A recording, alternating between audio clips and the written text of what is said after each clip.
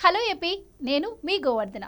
నీతి మాలిన ఏలికను పాలకుణ్ణి ఎంచుకుంటే ఎన్ని అనర్థాలు దాపరిస్తాయో 5 ఏళ్లుగా ఏపీ అనుభవాలు ఎలుగెత్తి చాటుతున్నాయి. సీఎం జగన్కు వికాసం పొడగిట్టదు, వినాశం తప్ప వేరేది రుచించదు. కావాలంటే ఉత్తరాంధ్రకు ఆయన ఇచ్చిన హామీల చిట్టా పరికించండి. ఆంధ్రుల హక్కుగా అందివచ్చిన విశాఖ ఉక్కు ఉత్తరాంధ్రకే సిగపువ్వు కాగా, అత్యంత ప్రశాంత కాస్మోపాలిటన్ నగరంగా ఎదిగిన వైజాగ్ కొంగు బంగారమైంది.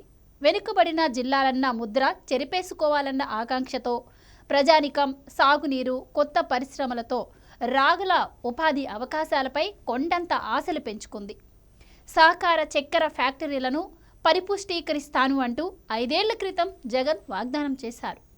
ఆయన రాక్షస పాలనలో సహకార ఫ్యాక్టరీలు కుదేలై చెరుకు రైతు బక్కచిక్కిపోగా, విఖ్యాత అనకాపల్లి బెల్లం మార్కెట్ ప్రాభవం కోల్పోయి కునారిల్లుతోంది. పాలనా రాజధానిగా జగన్ పెట్టిన తగరపు కిరీటం వెలతెలా పోతుంటే రైల్వే జోన్ రాక కనీసం మెట్రో రైలుకు దిక్కులేక విశాఖపట్నం బావురమంటోంది.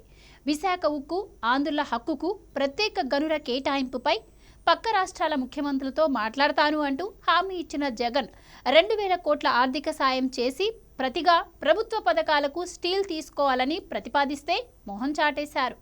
సాగర తీరంలో ఐటీ వెలుగులు నింపుతామని ఘనంగా చాటి ఉన్న కార్పొరేటర్లను నిర్దాక్షిణ్యంగా గెంటేసి వేల మంది ఉద్యోగార్థుల ఉసురు పోసుకున్నారు. విశాఖ నగర తాగునీటి ఎద్దడి తీర్చడానికి 3,338 కోట్లతో ఏలూరు నుంచి పైప్లైన్స్ ద్వారా నీటి సరఫరా ప్రాజెక్టు చేపడతానని ఇచ్చిన హామీకి అతిగతి లేదు. ఉత్తరాంధ్రలో 30 లక్షల ఎకరాల్లో 2 పంటలు పండే అవకాశం ఉన్నా 10 లక్షల ఎకరాల్లో ఒక్క పంటే గగనమవుతోంది. అక్కడ సాగునీటి పథకాలకు 3,300 కోట్లు అనవసరం కాగా, జగన్ కేటాయింపులు అందులో సుమారు 1/6 వంతు కూడా ఖర్చు చేయలేదు. విశాఖ, దాని చుట్టుపక్కల దాదాపు 129 ఎకరాల విలువైన భూములను తాకట్టు పెట్టి 23,000 కోట్ల అప్పు తెచ్చిన జగన్ సర్కార్ అందులో పిసరంతైనా ఉత్తరాంధ్ర ఉన్నతికి కేటాయించకపోవడం సిగ్గుచేటు. పాలనా రాజధానిగా విశాఖను ప్రకటించి వైసీపీ ముఠాలతో విలువైన భూములన్నింటినీ ఆక్రమించిన జగన్ సర్కార్ పరమ భయానక వాతావరణాన్నే సృష్టించింది. ఇప్పుడు సర్కారీ యంత్రాంగాన్నే దోపిడీ సాధనంగా మార్చి ఫ్యాక్షనిస్టు, పాసిస్టు పాలనలో జగన్ సాగించిన భూ కబ్జా దందాలు రిషికండకే బోడిగుండు కొట్టించి, సెంట్రల్ గవర్నమెంట్ను బూడి కొట్టించి, పర్యాటక శాఖ ముసుగులో ప్యాలెస్లు కట్టుకున్నారు. జగన్ రెడ్డి ఒరవడిలో, వైసీపీ నేతల ఒరవడితో వైజాగ్ ఠారెత్తిపోయింది. 3,000 కోట్ల దశపల్లా భూములు పాలక పార్టీ పెత్తందార్ల గుప్పెట్లో చిక్కాయి.